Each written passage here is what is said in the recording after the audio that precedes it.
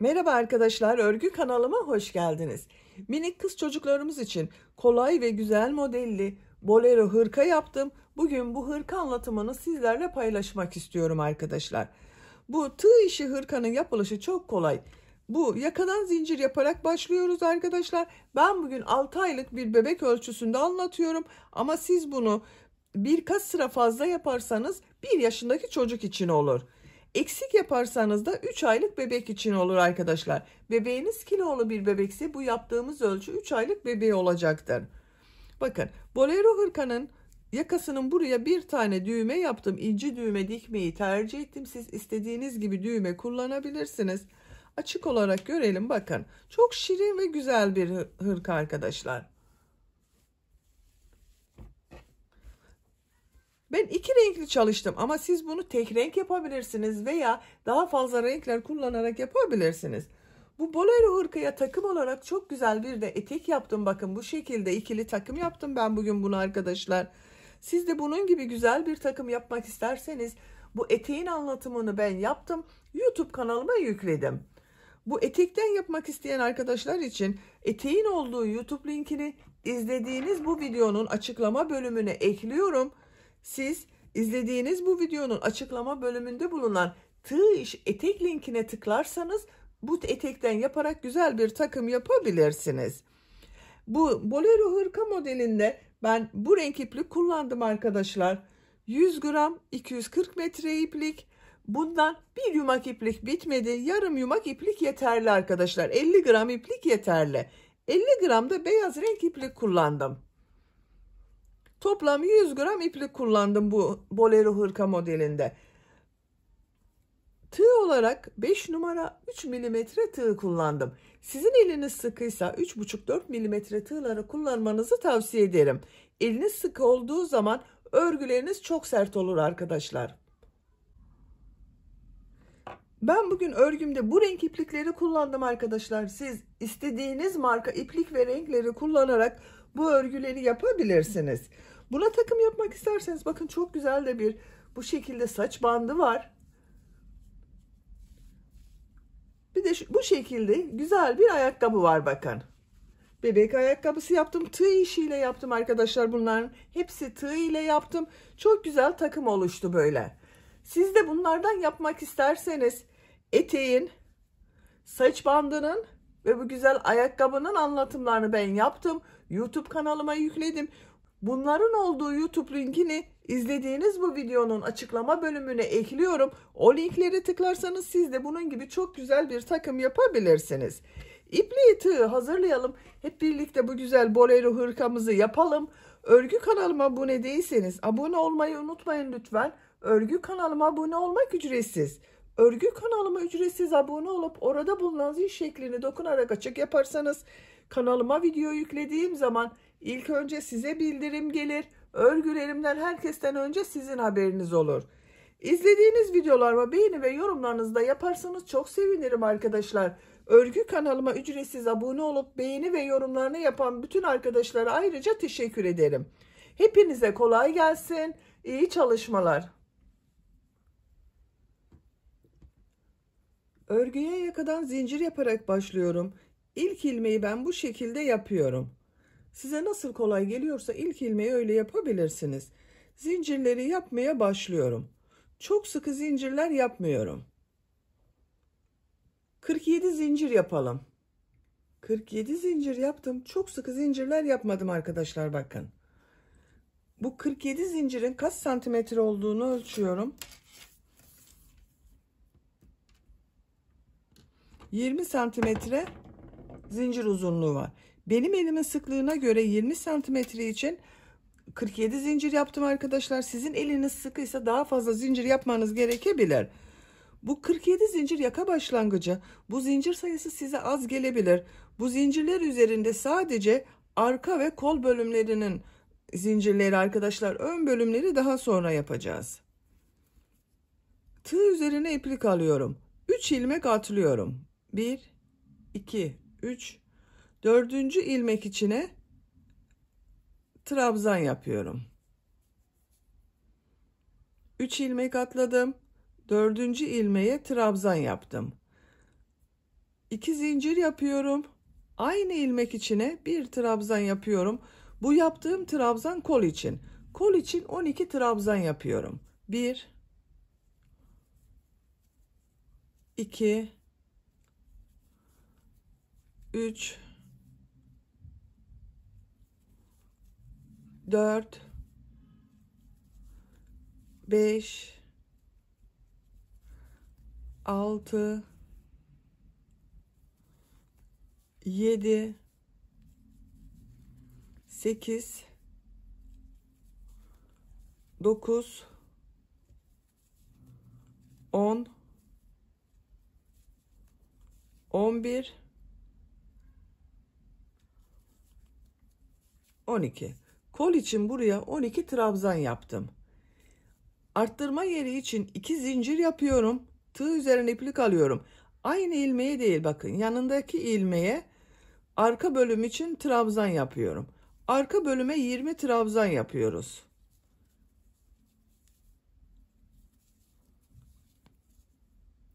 Trabzanı yapalım. Arka bölüm için 20 trabzan yaptım. Arttırma yeri için 2 zincir yapıyorum. Tığ üzerine iplik alıyorum. Bakın aynı ilmeğe değil, yanında bulunan ilmeğe kol için trabzan yapıyorum. Bu kolda 12 trabzan yaptım. Buraya da 12 trabzan yapıyorum. 2 3 4 5 6 7 8 9 10 11 12. Bakın son ilmeğe de 12. trabzanı yaptım. Kol için 12 trabzan yaptım. 2 zincir yapıyorum. Tığ üzerine iplik alıyorum. Aynı ilmeğe bakın 2 trabzan yapıyorum. Sıra başında bakın 3 ilmek atlayarak yaptığım bir trabzan, burada 2 trabzan görünüyor. Sonra 2 zincir yaptık. Burada da aynısını yaptım. Dönüş için 3 zincir yapıyorum. Örgüyü çeviriyorum. Tığ üzerine iplik alıyorum. Arttırma yerine 2 trabzan, 2 zincir, 2 trabzan yapıyorum.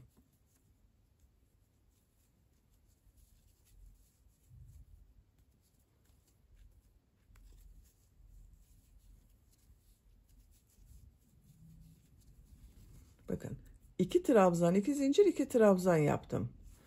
Tığ üzerine iplik alıyorum. Bütün ilmekler üzerine bir trabzan yapıyorum bakın. Trabzan sırası yapıyoruz. Arttırma yerine kadar devam edelim. Arttırma yapacağım yere kadar trabzanları yaptım. 2 zincir üzerine 2 trabzan, 2 zincir, 2 trabzan yapıyorum.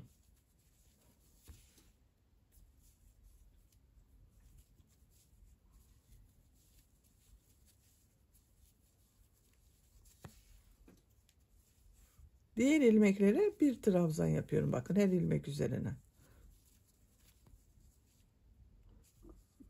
Buraya kadar devam edelim. Arka bölümde trabzanları yaptım. Bu arttırma yerine 2 trabzan, 2 zincir, 2 trabzan yapıyorum.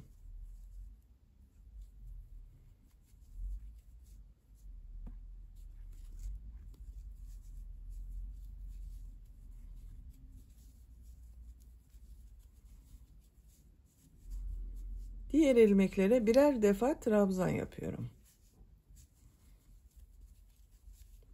Buraya kadar devam edelim. Arttırma yapacağım yere kadar trabzanları yaptım. Buraya 2 trabzan, 2 zincir, 2 trabzan yapıyorum.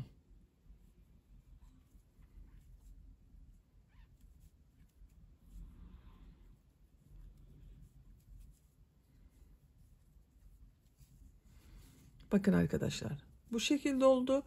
3. sıradayım. 3 zincir yapıyorum. Örgüyü çeviriyorum. Tığ üzerine iplik alıyorum. Bu 2 zincir üzerine 2 trabzan, 2 zincir, 2 trabzan yapıyorum.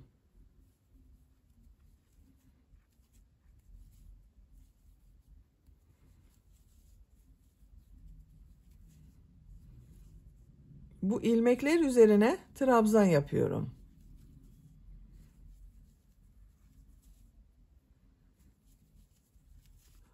Buraya kadar devam edelim. Arttırma yapacağım yere kadar bakın yine trabzan yaptım. Buraya 2 trabzan, 2 zincir, 2 trabzan yapıyorum.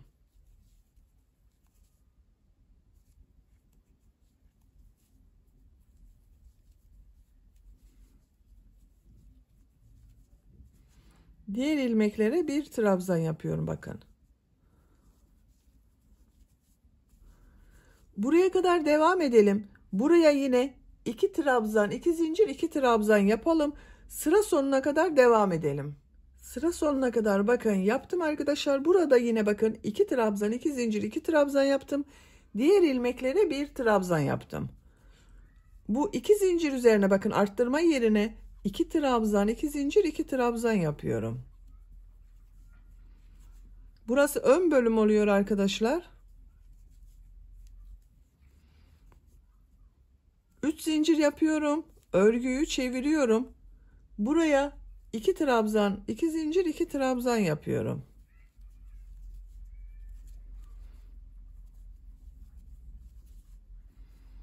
Arttırma yerlerinde hep 2 trabzan, 2 zincir, 2 trabzan yapıyoruz. Diğer ilmeklere birer defa trabzan yapalım.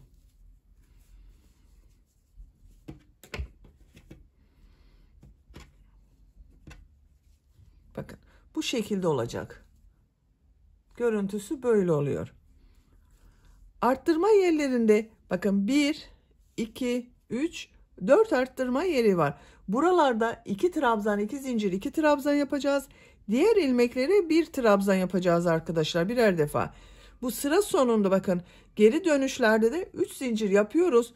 Bu şekilde yakanın örgüsüne devam edelim. Arttırmalar yapıyoruz. Her sırada arttırma yapıyoruz arkadaşlar. Yaka örgüsünü 8 sıra yaptım arkadaşlar. 1, 2, 3, 4, 5, 6, 7, 8.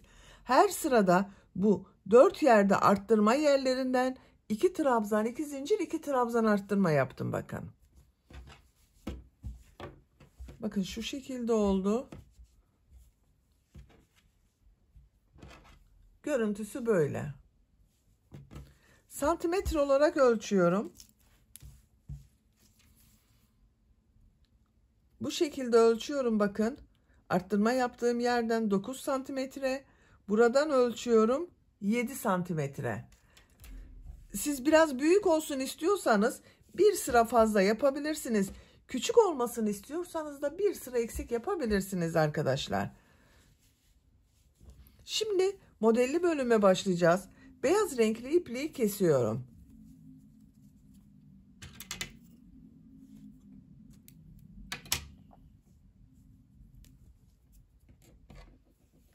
Bu renk bir iplik kullanıyorum arkadaşlar. Siz istediğiniz renk iplikler ile yapabilirsiniz.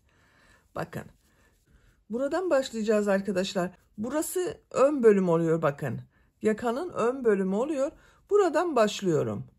Bu renk iplik ile bir ilmek yapıyorum. Zincir yaptım, sağlamlaştırdım. 3 zincir yapıyorum. 2 üçlü trabzan, 2 zincir, 2 üçlü trabzan şeklinde model yapıyorum.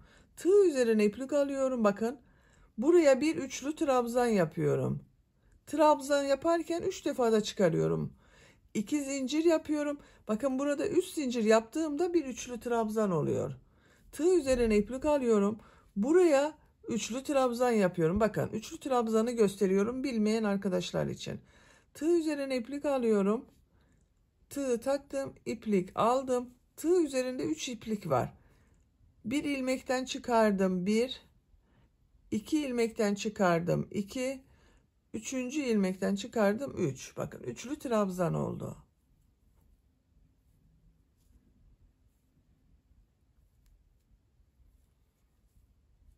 Tığ üzerine iplik alıyorum. Bu 3 zincir üzerine bakın. 2 üçlü trabzan, 2 zincir, 2 üçlü trabzan yapıyorum.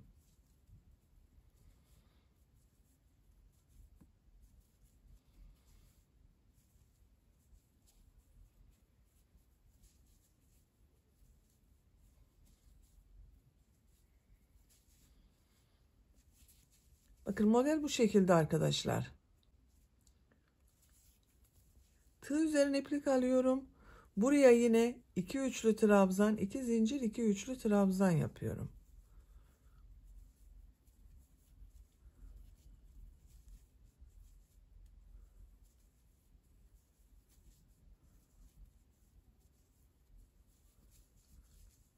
Buraya yine 2 üçlü trabzan, 2 zincir, 2 üçlü trabzan yapıyorum.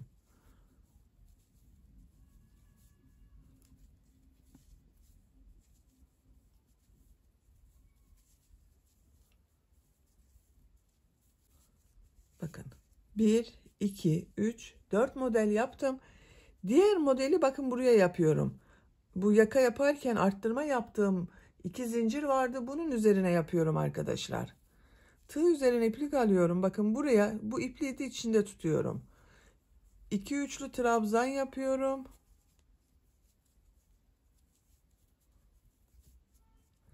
2 zincir yapıyorum. 2 üçlü trabzan yapıyorum. Tekrar 2 zincir yapıyorum. 2 üçlü trabzan yapıyorum.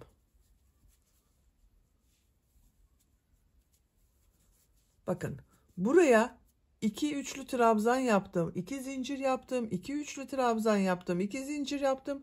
2 üçlü trabzan yaptım. Bakın 1, 2, 3 tane 2 üçlü trabzan yaptık arkadaşlar. Bakın kol bölümündeyiz. Burada da model yapmaya devam ediyorum. Tığ üzerine iplik alıyorum. Bir ilmek atlıyorum. İkinci ilmeğe 2 üçlü trabzan, 2 zincir, 2 üçlü trabzan yapıyorum.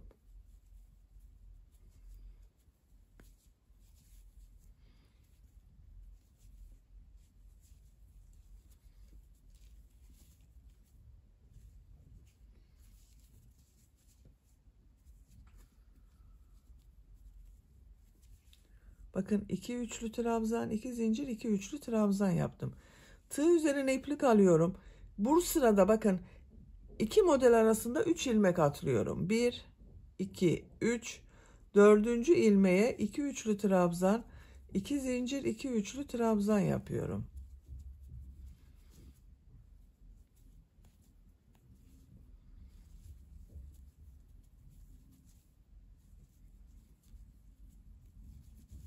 Tığ üzerine iplik alıyorum. 3 ilmek atlıyorum. 1, 2, 3. Dördüncü ilmeğe 2 üçlü trabzan, 2 zincir, 2 üçlü trabzan yapıyorum.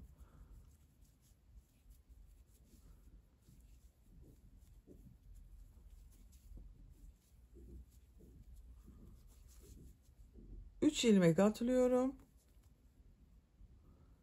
2 üçlü trabzan, 2 zincir, 2 üçlü trabzan yapıyorum. Bakın bu şekilde oluyor. Bu arttırma yaptığımız yere kadar devam edelim. Arttırma yapacağım yere kadar bakın modelleri yaptım. Burası kol olacak arkadaşlar. Bakın bu dönüşte 1, 2, 3 model yaptığım yer vardı. Buradan sonra kolda kaç model yaptığımı sayıyorum. 1, 2, 3, 4, 5, 6, 7, 8, 9, 10 model oldu. Buraya yine burada yaptığım gibi bakın 3 tane üçlü trabzan yapıyorum, bakın 3 modelden oluşan. Bunun aynısını yapacağız. Tığ üzerine iplik alıyorum. Bu 2 zincir üzerine 2 üçlü trabzan yapıyorum.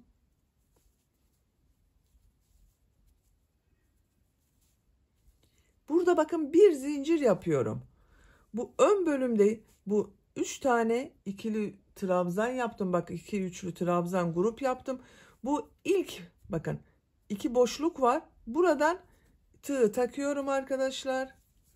Bakın çıkardım, tığı buna takıyorum. Bakın tekrar gösteriyorum. Buraya tığ takıyorum. İlmeği içinden çekiyorum.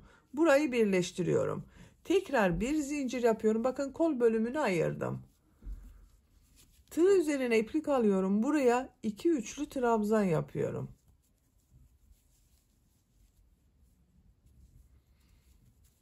İki zincir yapıyorum. Aynı yere 2 üçlü trabzan yapıyorum. Bakın burada da 1, 2, 3 tane grup oluştu. Burada da aynı 3 grup yapmıştım. Buraya da 3 grup yaptım. Ama birleştirdim, bakın kol bölümünü ayırdım.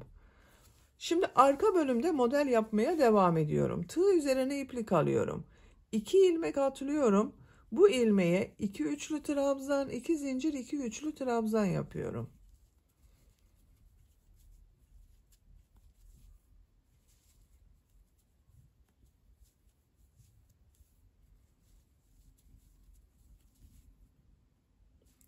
Tığ üzerine iplik alıyorum. 3 ilmek atlıyorum. 2 üçlü trabzan, 2 zincir, 2 üçlü trabzan yapıyorum.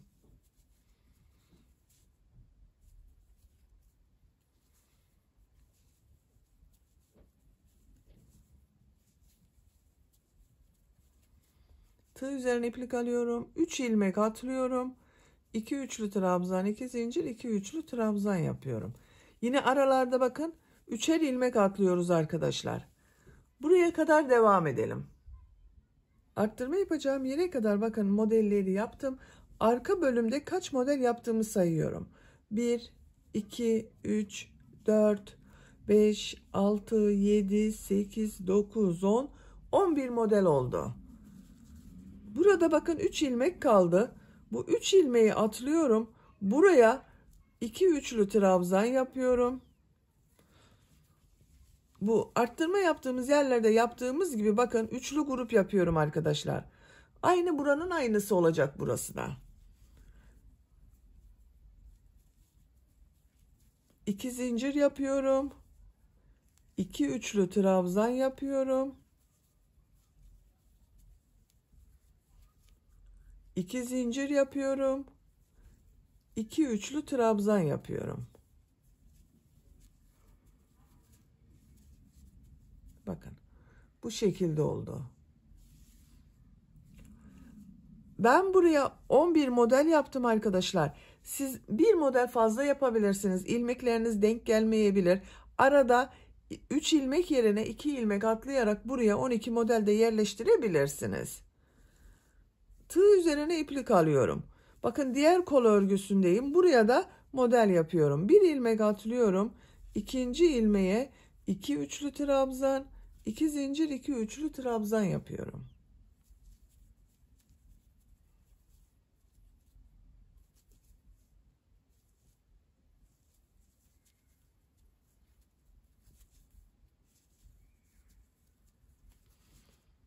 Üç ilmek atlıyorum. 2 üçlü trabzan, 2 zincir, 2 üçlü trabzan yapıyorum.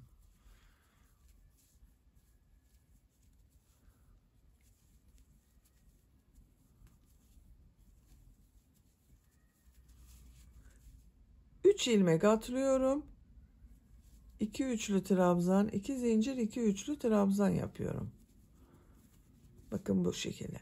Bu kol örgüsüne de bakın burada kaç model yaptıysanız ben 10 model yaptım arkadaşlar. Buraya da 10 model yapıyorum. Buraya kadar devam edelim. Kol bölümünde modelleri yaptım. 1, 2, 3, 4, 5, 6, 7, 8, 9, 10 model yaptım. Bakın diğer kolda da 10 model yaptım. Bunda da 10 model yaptım arkadaşlar. Tığ üzerine iplik alıyorum. Şimdi burada yaptığım model ile burayı birleştireceğiz. Kol bölümünü ayıracağız burada arkadaşlar. Buraya 2 üçlü trabzan yapıyorum.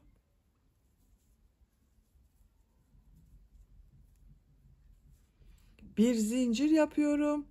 Bakın tığı çıkardım. Burada bakın üçlü grup yaptım. 1, 2, 3. Bu ilk iki zincirin üzerine bakın. Burada bırakıyorum bakın bunları. Buna tığ takıyorum. İpliği taktım. İçinden çekiyorum. Bir zincir yapıyorum. Buraya 2 üçlü trabzan yapıyorum. Bakın diğer kol bölümünde ayırdım.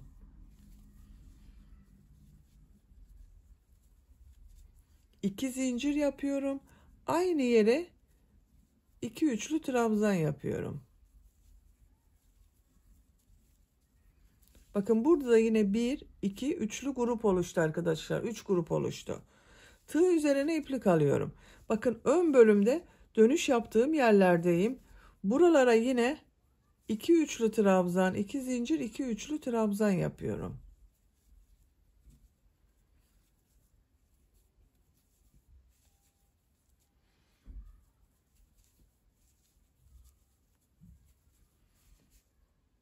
bakın diğer dönüş yaptığım 3 zincir üzerine de 2 üçlü trabzan, 2 zincir, 2 üçlü trabzan yapıyorum. Bu şekilde devam edelim. Bakın buraya zaten 4 model yapıyordum. Bakın 1, 2, 3, 4. Sıra sonuna kadar tamamlayalım. Sıra sonuna kadar yaptım arkadaşlar. Bakın 1, 2, 3, 4 model oldu. Bakın bu sırada modelleri yerleştirdik. Kol bölümlerini gövde bölümünden ayırdım. Bakın kol yerleri belirlendi. Bu modelleri yaptıkça ön bölüm oluşacak arkadaşlar. Bakın bu iki yaka birleşecek ön bölümde. 3 zincir yapıyorum. Örgüyü çeviriyorum. Bu ilk model üzerine 2 üçlü trabzan, 2 zincir, 2 üçlü trabzan yapıyorum.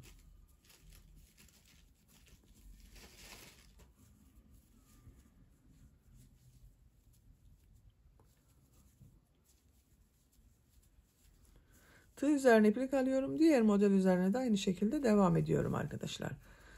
Buraya kadar devam edelim. 4 tane modeli yapalım buraya. 4 modeli yaptım. 1, 2, 3, 4. Bakın bu üçlü grup yaptığım yerdeyim arkadaşlar. Kol bölümünü birleştirdiğim yerdeyim.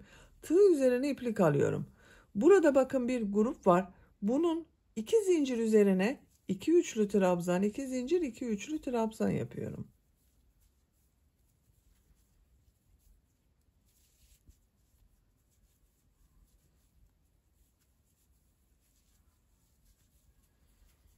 Tığ üzerine iplik alıyorum. Bakın birleştirme yaptığım burası var.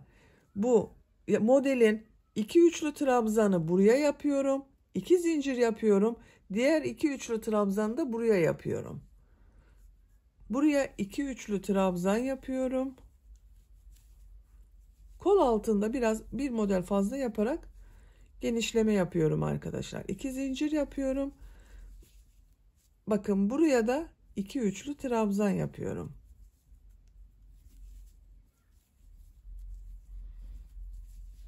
Bakın burada da bir grup oluştu. Tığ üzerine iplik alıyorum. 2 zincir üzerine 2 üçlü trabzan, 2 zincir, 2 üçlü trabzan yapıyorum.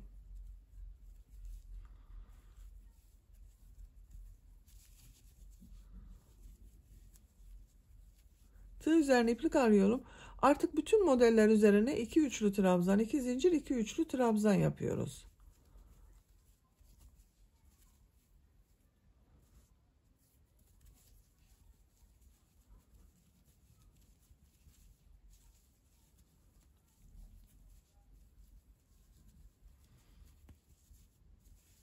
Bakın modeller üzerine 2 üçlü trabzan, 2 zincir, 2 üçlü trabzan yaparak buraya kadar devam edelim. Bu kol altını yine sizinle yapalım arkadaşlar.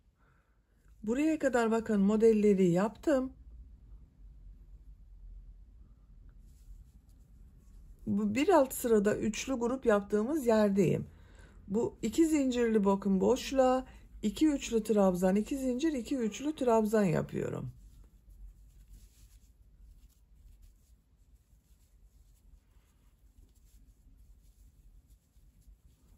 Tığ üzerine iplik alıyorum. Bakın kol bölümünü ayırdığım, birleştirme yaptığım yer var. Buraya 2 üçlü trabzan yapıyorum. 2 zincir yapıyorum. Buraya 2 üçlü trabzan yapıyorum.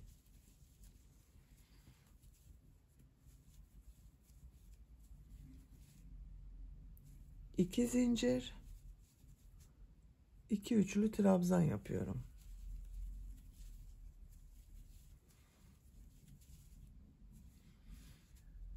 Buraya 2 üçlü trabzan, 2 zincir, 2 üçlü trabzan yapıyorum.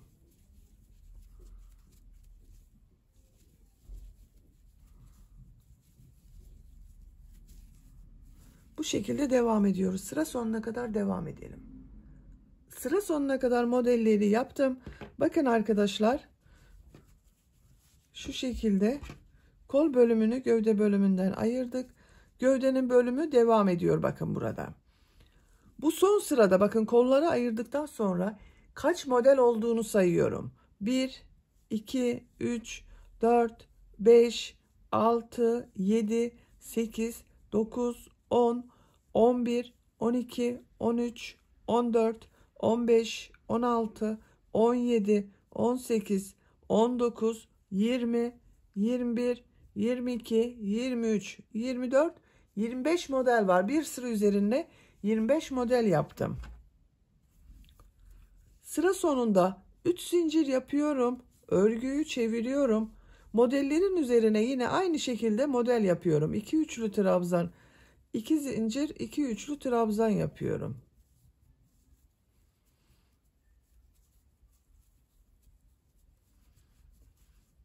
Diğer modele de aynı şekilde 2 üçlü trabzan, 2 zincir, 2 üçlü trabzan yapıyorum. Bu şekilde arkadaşlar. Her model üzerine 2 üçlü trabzan, 2 zincir, 2 üçlü trabzan yaparak sıra sonuna kadar devam edelim. Sıra sonuna kadar tamamladım. Son yaptığım modeli, bakın bu bir alt sırada 3 zincir yaparak dönüş yaptığım yere bir trabzan yaparak bitiriyorum. Bu ipliği kesiyorum arkadaşlar. Bu ön bölümün düzgün görünmesi için bakın buraya trabzan yaptım.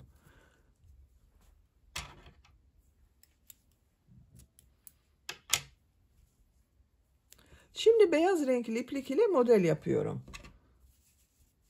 Yine aynı şekilde model yapıyorum. Bakın bu son ilmek. Hani trabzan yaptım. Onun üzerine beyaz renkli iplik ile bir ilmek yapıyorum. 3 zincir yapıyorum. Tığ üzerine iplik alıyorum. Model ortasına 2 üçlü trabzan, 2 zincir, 2 üçlü trabzan yapıyorum.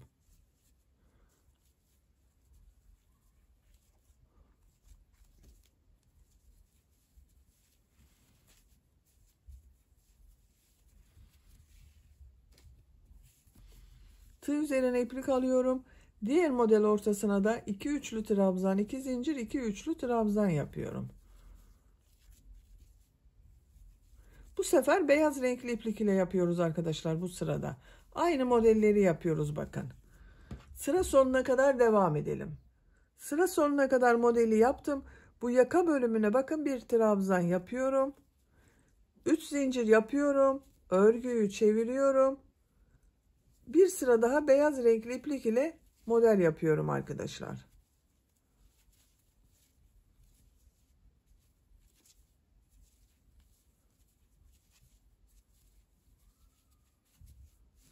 Sıra sonuna kadar devam edelim.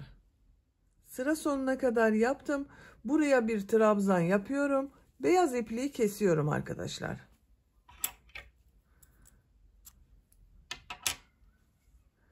İlmek içinden çektim.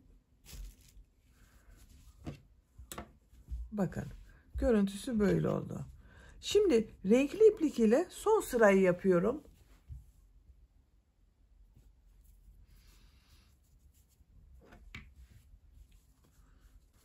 Bakın arkadaşlar bu taraftan başlıyorum. Örgünün düz tarafı bakın burası. Buradan bir ilmek yapıyorum renkli iplik ile. Bir zincir yapıyorum. Tığ üzerine iplik alıyorum. Bu iki zincirli model ortasına bakın. Üçlü trabzan yapıyorum. 3 üçlü trabzan yapıyorum arkadaşlar. 2 3 2 zincir yapıyorum. Pıtırcık modeli yapıyorum. Bakın pıtırcık modelini şu şekilde yapıyorum. Son yaptığım trabzanın bu ilmeğe tığ takıyorum. İplik aldım. Çekiyorum. Tekrar 3 üçlü trabzan yapıyorum.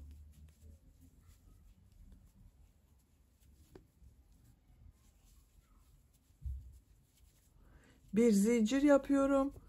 2 model ortasına sık iğne yapıyorum. Bir zincir yapıyorum. Buraya yine 3 üçlü trabzan yapıyorum.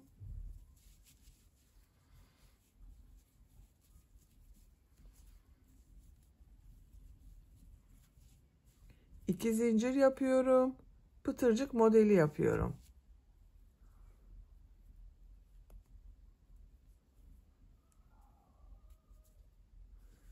Üç üçlü trabzan yapıyorum.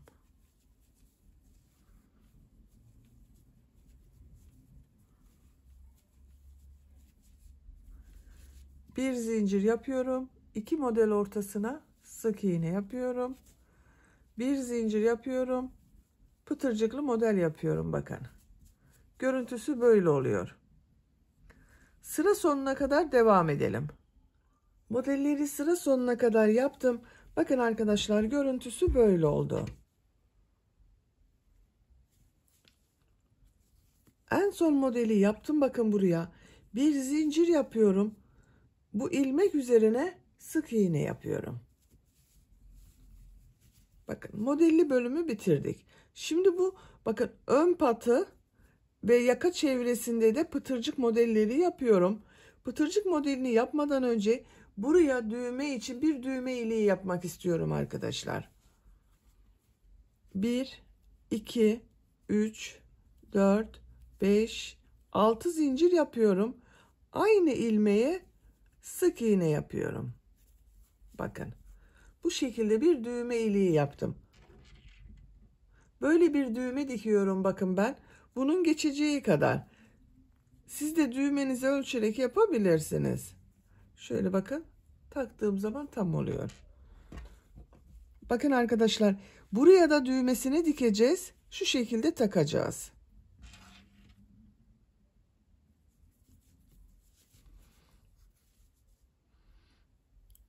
Buraya bir sık iğne, 2 zincir, bir sık iğneden oluşan pıtırcık modeli yapıyorum.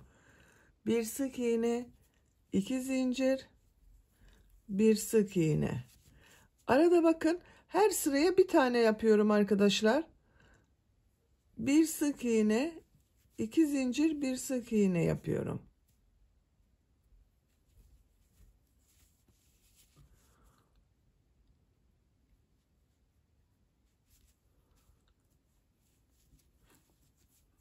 Bir sık iğne, 2 zincir, bir sık iğne yapıyorum. Bir ilmek atlıyorum. İkinci ilmeğe bir sık iğne, 2 zincir, bir sık iğne yapıyorum. Burada dalgalı bir görüntü olmasın arkadaşlar. Bakın düzgün bir görüntü elde ediyorum.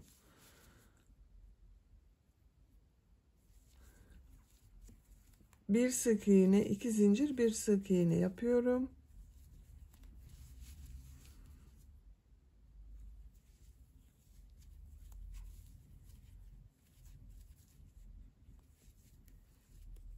Bakın yaka çevresine geldim.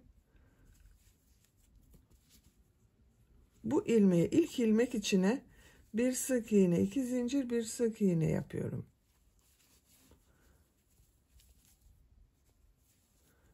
İplik ucunu da içinde tutuyorum arkadaşlar. Bakın kaybediyorum. Bir ilmek atlıyorum. Bir sık iğne, 2 zincir, bir sık iğne yapıyorum. Burası daha kolay yapılıyor. Bir ilmek atlıyorum. Bir sık iğne, 2 zincir, bir sık iğne yapıyorum. Bu sıra sonuna kadar devam edelim. Pıtırcık modellerini sıra sonuna kadar yaptım arkadaşlar. Bakın görüntüsü böyle oldu. Burada da pıtırcık modellerini yaptım. Şuna dikkat ederseniz daha düzgün olur arkadaşlar. Bu ön patta kaç model yaptıysanız buraya da aynı sayıda yaparsanız daha düzgün görünür. Bakın ben sayıyorum, yaka çevresi hariç. Bakın burada 1, 2, 3, 4, 5, 6, bu düğme iliğiyle birlikte 7. Burada sayıyorum bakın 1, 2, 3, 4, 5, 6, 7. Aynı sayıda yaptım. İpliği kesiyorum. Bakın ilmek kaydırma yapıyorum. Bu ilmek ile ipliği kesiyorum.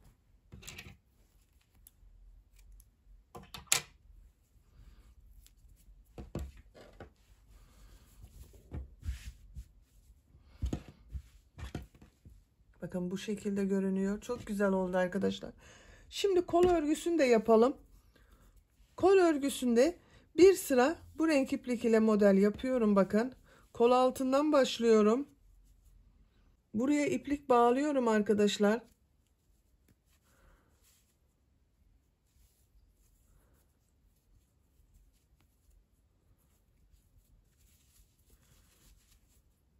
İlmek yapıyorum.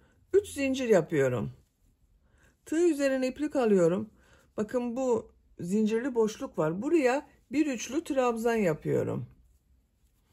2 zincir yapıyorum. Buraya da bakın 2 üçlü trabzan yapıyorum. 1 2. Kol altında bir model yaptım arkadaşlar. Tığ üzerine iplik alıyorum. Bakın bu model ortasına 2 üçlü trabzan, 2 zincir, 2 üçlü trabzan yapıyorum.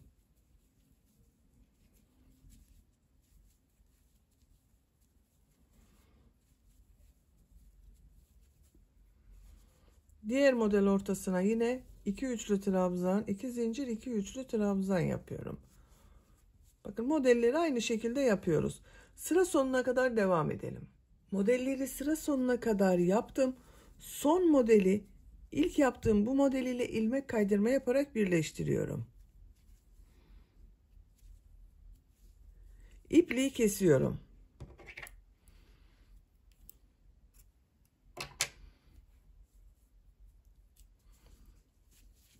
Bakın arkadaşlar. 2 sıra bu renk ile yaptım. Şimdi bir sırada beyaz renkli iplik ile yapıyorum.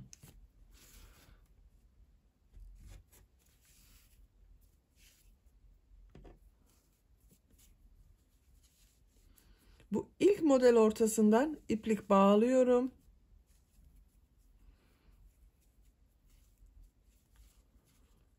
İlmek yapıyorum. 3 zincir yapıyorum. Bir üçlü trabzan yapıyorum. 2 zincir yapıyorum. 2 üçlü trabzan yapıyorum.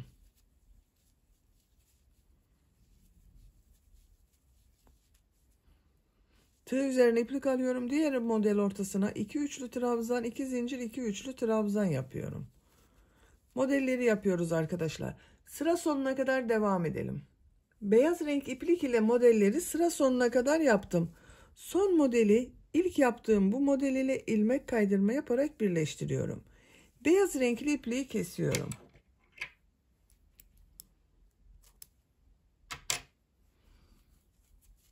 Bakın arkadaşlar. 2 sıra renkli iplik ile oldu. Bir sıra beyaz renkli iplik ile oldu. Şimdiki sırada bu son sırada yaptığım pıtırcıklı modeli yapıyorum. Siz isterseniz bu kolu birkaç sıra devam edebilirsiniz. Tercihinize göre daha uzun da yapabilirsiniz.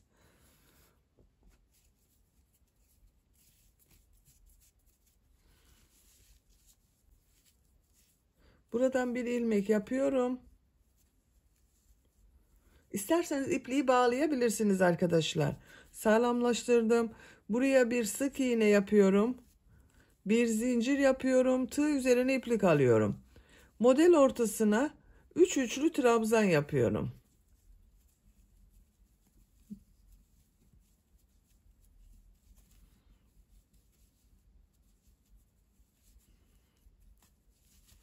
İki zincir yapıyorum. Pıtırcık yapmak için bakın bu ilmeğe tığ takıyorum. Sık iğne yapıyorum. 3 üçlü trabzan yapıyorum.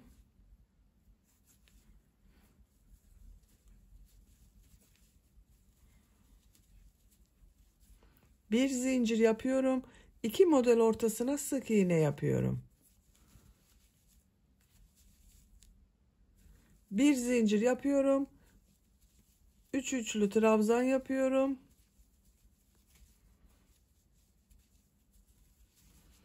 İki sık iğne yapıyorum. Pıtırcık modeli yapıyorum. 3 üçlü trabzan yapıyorum.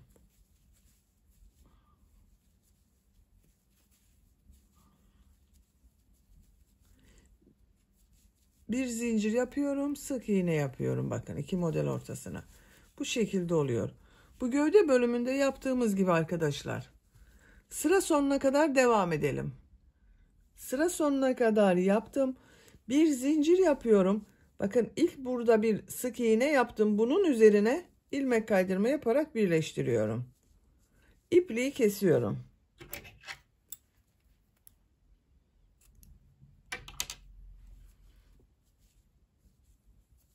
Bakın arkadaşlar. Kol örgüsü böyle oldu. Kolda toplam 2, 4, 6, 8, 10, 11 model var.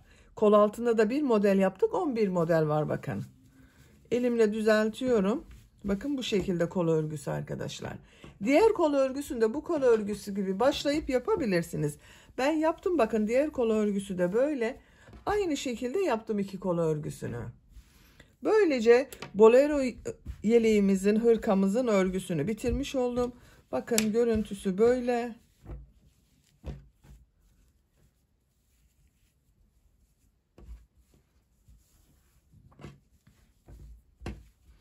Düğmesini de diktim arkadaşlar buraya. Yaptığım bu düğme iliğini takıyorum. Bakın çok güzel oldu arkadaşlar. Bitmiş olarak size ölçülerini söylüyorum. Mini bir hırka arkadaşlar bu. Bakın kol altından gövde genişliğini ölçüyorum. 26 santimetre. Yüksekliğini ölçüyorum. Omuzdan tam yükseklik 17 santimetre arkadaşlar. Bu yükseklik tercihinize göre, dediğim gibi model sırasını fazla yaparsanız daha uzun olur. 6 aylık bebek için çok güzel oldu bakın. 3-6 aylık bebek için güzel oldu. 1 yaşına kadar kullanılır arkadaşlar bu ölçü.